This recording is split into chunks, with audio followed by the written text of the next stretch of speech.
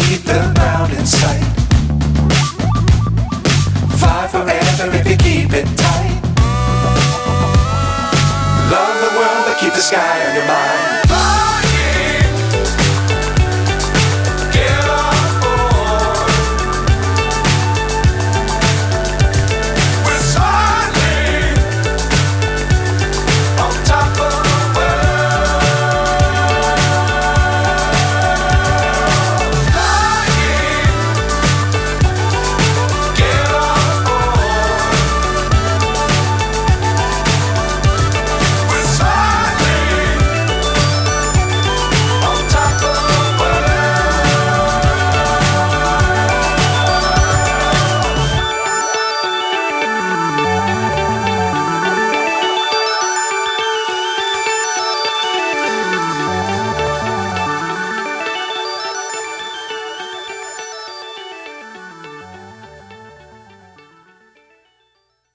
गणपति के शुभ मुहूर्त पे पहले दिन के आगमन के उपलक्ष्य में सभी देशवासियों को मैं शुभेच्छा देता हूँ। आज हमारे मित्र श्री अभिजीत राणे का एक नए ऑफिस का उद्घाटन भी यहाँ पर आज संपन्न हुआ। धड़क कामगार महासंघ यूनियन जो पिछले कई वर्षों से, यानी मैं जानता हूँ पिछले करीबन 15-20 वर्षों से लगातार, और अपना एक अखबार जो है मुंबई मित्र, जो मित्र इस नाते यानी मुंबई का मित्र, मुंबई की कोने कोने की खबर, चाहे वो झुग्गी झोपड़पट्टी हो, नगर हो, शहर की खबर हो, फिर मिल मजदूरों का विषय हो, कामगारों का विषय हो, पुलिस का विषय हो, अलग अलग विषयों को लेके सच्ची जानकारी देना, ये मुंबई मित्र का काम आज नहीं बल्कि कई सारे सालों से चल रहा है। और आज इसके लिए एक नया कार्यालय का उद्घाटन यहाँ पर हुआ। मुंबई में हम सब जानते हैं कि कामगारों की यूनियन बनाना बहुत चैलेंजिंग होता है, यह बहुत ही चुनौतीपूर्ण ऐसा काम होता है। और मज़दूरों की यूनियन बनाने के पश्चात मज़दूरों को न्याय देने के लिए, उनके ऊपर होने वाले अन्याय के लिए या फिर उनकी समस्याओं को उजागर करने के लिए, उनको प्रश्नों को सीधे तरीके से सरकार की तरफ लेके जाते हुए सरकार के माध्यम से उन्हें न्याय दिलाने के लिए, चाहे वो टैक्सी ड्राइवर हो, रिक्शा ड्राइवर हो, कंपनी में काम करने वाला छोटा कर्मचारी वर्ग हो, या फिर अलग उठते हुए आधुनिक तरीके से अपनी शहर की बल्कि अपने मुंबई की और पूरे भारत भर की महिलाएं उद्योजक इस नाते आगे आती है, अलग अलग क्षेत्रों में प्रभावित करती है, और उन्हें भी समान संधि देने के लिए, समान मौका देने के लिए प्रयत्नपूर्वक काम करने वाले अभिजीत राणे जी ने आज एक नया ऑफिस का यहाँ पर उद्घाटन किया है।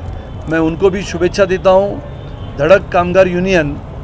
जो पिछले सारे सालों से ये छोटे छोटे वर्ग को न्याय देने की परिभाषा को समझता है, और ये इसके साथ साथ मुंबई मित्र, यानी दोनों अगर हम देखें तो जनता के लिए लगातार अपने मन में, अपने दिल में सोचते हुए काम करना, छोटे वर्ग से लेके जो शिक्षित वर्ग है, जो एजुकेटेड क्लास है, उसको भी साथ में रखना, ऐसे सभी को साथ में रखते हुए सभी के प्रश्नों को न्याय देने के लिए राजनीति का माध्यम नहीं अवलंबते हुए सामाजिक न्याय की परिभाषा को समझते हुए सामाजिक यानी समाज को न्याय देना, समाज को जो अभिप्रेत है, जिस समाज से हम आते हैं उस समाज के लिए बांधिलकी रखना और उस समाज के लिए प्रेरित होते हुए काम करना, ऐसे काम करने वाले हमारे अभिजीत राणे को मैं शुभेच्छा देता हूँ। भगवान से प्रार्थना करता हूँ कि आने वाले समय में भगवान सभी को मौका देता है जो काम करता है, आने वाले समय में इन्हें भी समाज जीवन का काम करते हुए समाज नीति के साथ साथ इस देश में राजनीति भी चलती है, तो राजनीति में भी मौका मिले, ऐसा शुभ संदेश और भगवान के चरणों में मैं प्रार्थना करता हूँ। अभिजीत सर, क्या कुछ कहना चाहेंगे? मुंबई मित्र और धड़क कामगार का यहाँ पे कार्यालय खुला, और सबसे बेहतरीन बात यह है कि पार्लियामेंट भी आज हुआ, 75 सालों के बाद नया पार्लियामेंट हुआ, और यहाँ पब्लिक के लिए नया पार्लियामेंट खुला है। क्या कुछ कहना चाहेंगे, क्या मकसद होगा इस कार्यालय का? अनेक वर्षों से धड़क कामगार यूनियन जगहों जगहों पर अपना एक फुटस्टेप डालते आ रहा है, और निश्चित तौर पर हमारी एक महिलाओं की एक विंग है जो महिलाओं को प्रमोट अभी करने वाली है, जो अपने हाथ पर काम करने वाली जो महिलाएं हैं, खास करके हमारी चैताली चटर्जी यहाँ पर है। उनके लीडरशिप में बहुत से लगभग महिलाएं आज यहाँ पर आई हैं और ये शुरुआत है। यूनियन की एक यूनिट है ये हमारी, लगभग 7-8 लाख वर्कर्स को नेतृत्व देने वाली धड़क कामगार यूनियन, उसकी टीम, हमारे अखबार, बहुत ये पूरा परिवार है हमारा। और मुझे विश्वास है कि हमारे परिवार के पिता तुल्य सम्माननीय सुनील राणे जी यहाँ पर आए हैं। वो यहाँ पर आज हमें सबको मार्गदर्शन देने आए हैं और आने वाले समय में उनका पूरा मार्गदर्शन हमारे जो महिलाएं हैं, जो अपने आप में एक इंस्टीट्यूशन है, जो हाथ पर काम करते हैं, प्रोडक्शन करते हैं, सेल्स करते हैं, उसमें उनको एजुकेट करना, उनको किस तरीके से बिज़नेस वो कर सके। बेसिकली सुनील राणे जी पॉलिटिशियन के साथ में वो एक एजुकेशनिस्ट भी है और एक अच्छे उद्योगपति भी है और मुझे लगता है कि he will be a good guide for all of us. और मुझे लगता है कि it will give a very good upliftment to our, ये जो हमारा जो ये यूनिट है, ये यूनिट को वो बहुत अच्छे से अपलिफ्ट करेगा। मैं चाहूँगा इस मौके पे Chaitali you speak something and tell something about our this particular unit and then I will speak again. So हमारा जो यूनिट का नाम है Dhadak women empowerment association, which is under guidance of Abhijit ji, जहाँ पे हमारे जितने भी वुमेन हमारे साथ लेडीज़ जो बिज़नेस में हैं वो हमारे साथ जुड़े हैं और आगे जाके आगे जो वर्कर्स की लेडीज़ है, they will be teaching them, training them और उनको हेल्प करेगी उनको बिज़नेस वुमेन बनाने के लिए और आगे जाके उनके बिज़नेस को आगे बढ़ाने के लिए। Thank you. सुनील जी,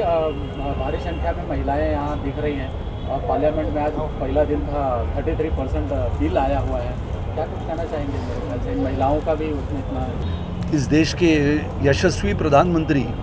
आदरणीय श्री नरेंद्र मोदी जी का मैं मनपूर्वक अभिनंदन करता हूं कि आज नई संसद इस देश के लिए पहला दिन उसका शुरुआत हुई है, उसका उद्घाटन हुआ है और देश की नई संसद यानी जो पहली संसद थी, आज लोगों को वहां पर जाने का मौका मिलेगा, लोगों को देखने को मिलेगा कि हिंदुस्तान आज़ाद होने के पश्चात 75 वर्ष के बाद एक नई संसद बनी है। ज़माना बदलता है, समय बदलता है, आधुनिकता के माध्यम से भारत एक नई उभरती हुई शक्ति करके लोगों के सामने आ रहा है, बल्कि पूरे विश्व ने G20 के माध्यम से अपनी देश की ताकत, अपनी देश की संस्कृति, अपनी देश की परंपरा को देखा।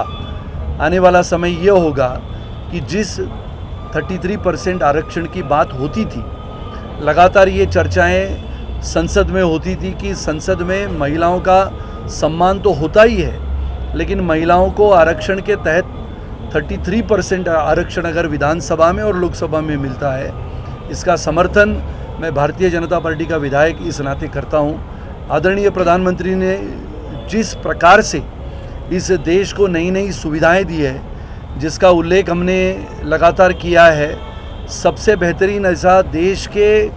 इतिहास में सबसे बेहतरीन ऐसा वॉर मेमोरियल, युद्ध का स्मारक, जिस देश की मिट्टी को बरकरार रखने के लिए, जिस देश की भूमि को सुरक्षित रखने के लिए अपने प्राणों का बलिदान करने वाला अपना सैनिक जब शहीद होता है तो शहीद के परिवार के साथ ये पूरा देश खड़ा है और उसकी याद कभी मिटती नहीं है। इसके लिए उसकी यादों के सम्मान में सबसे बेहतरीन ऐसा वॉर मेमोरियल इस देश में बनाया गया। आधुनिकता की बातें जितनी कही उतनी कम है और इसके लिए आदरणीय प्रधानमंत्री जी ने आज जो नई संसद दी है, वैसे तो संसद हम कहते हैं कि ये लोकशाही का सर्वोच्च मंदिर माना जाता है और लोकशाही के इस सर्वोच्च मंदिर में पहले बार आदरणीय प्रधानमंत्री जी का भाषण हम सब ने सुना। तो ये देश ताकतवर कैसे बने, ये देश शक्तिशाली कैसे बने, ये देश का गरीब अगर अनाज अपने घर तक पहुंचाने के प्रयास में रहता है तो कोरोना काल में 85 करोड़ की जनता